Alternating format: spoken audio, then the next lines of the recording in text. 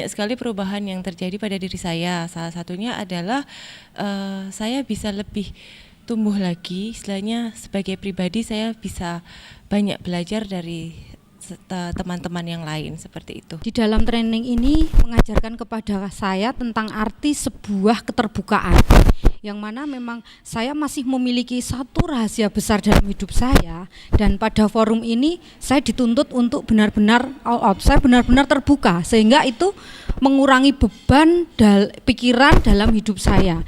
Jadi saya merasa sangat survive, saya benar-benar siap untuk mendampingi kawan-kawan saya yang di situ dituntut untuk saya harus bisa menyelesaikan diri saya dulu. Menurut saya perubahan yang paling penting adalah pada pelatihan konseling feminis ini kita diajak untuk berproses dengan diri kita sendiri, dan menurut saya itu yang terpenting karena tentunya peranan sebagai konselor kita harus bisa menyelesaikan, setidaknya bisa berdamai dan menerima apapun kondisi kita.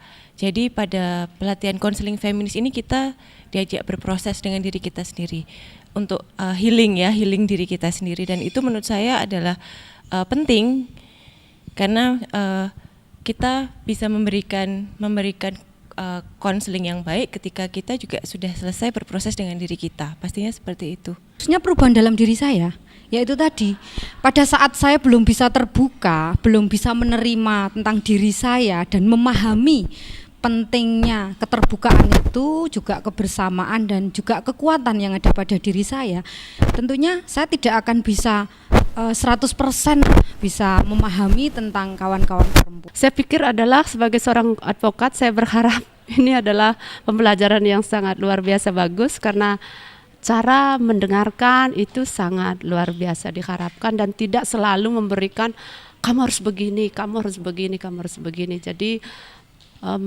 menasehati dengan bahasa yang seperti apa itu penting sekali begitu. Satu, kita menjadi lebih mengerti menjadi seorang wanita feminis itu seperti apa, bahwa selama ini yang kita pikirkan masih ada pikiran-pikiran maskulin di pikiran kita, tapi sekarang kita ada hal yang lebih baik yang harus kita kerjakan lagi. Kalau saya selama ini kan memandang bahwa semua hal yang kita perjuangkan itu harus dibicarakan.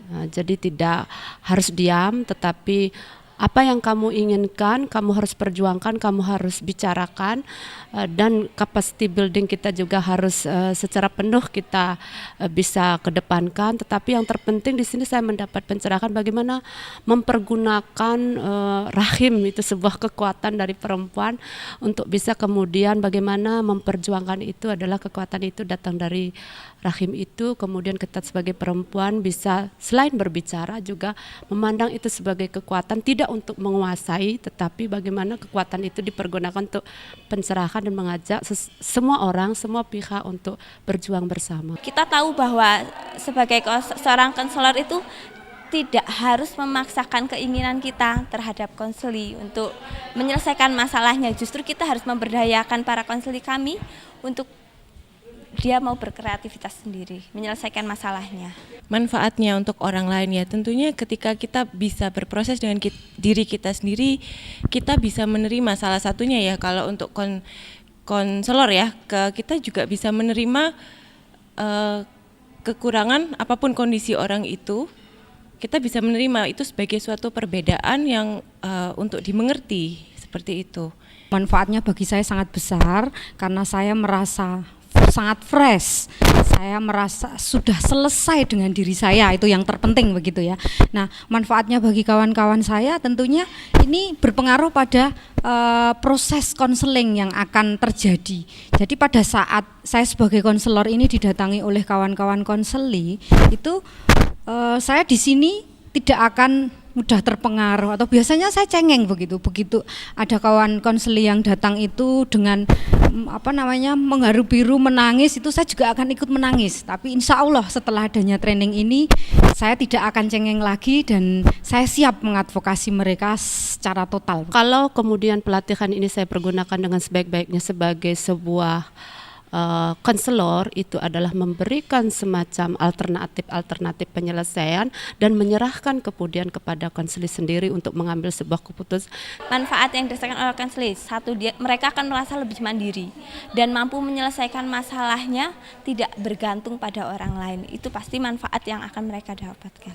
Feminist counseling itu sendiri adalah yang jauh lebih bisa mengerti lagi kondisi tentang perempuan dari sudut pandang perempuan. Misalnya kan di sini kita diajari tentang mothering dan sebagainya. Jadi sebagai perempuan tentunya kita bisa jauh lebih mengerti lebih dalam lagi menggali tentang kondisi perempuan. Konselor feminis adalah mampu memposisikan diri setara, itu yang saya bilang adalah kemudian tidak memandang bahwa konseli adalah lebih rendah kedudukannya, kita sebagai konselor lebih tinggi atau konseli yang lebih rendah, seperti itu. Jadi sama, tidak ada yang merasa di posisi tinggi, tidak ada merasa di posisi rendah.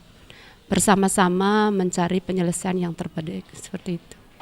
Konseling feminis itu gimana ya, susah mengungkapkan dengan kata-kata, tapi yang jelas untuk konseling feminis itu kami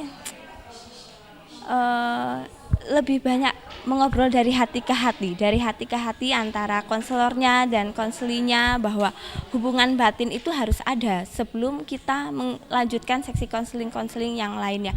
Itu yang harus kita mulai dan kita tanam dari awal. Tentang konselor feminis ini sangat penting karena itu akan mempengaruhi seberapa jauh keberhasilan dari seorang konselor dalam menghadapi atau nantinya memberikan alternatif dan juga mendampingi kawan-kawan konseling. Itu menurut saya.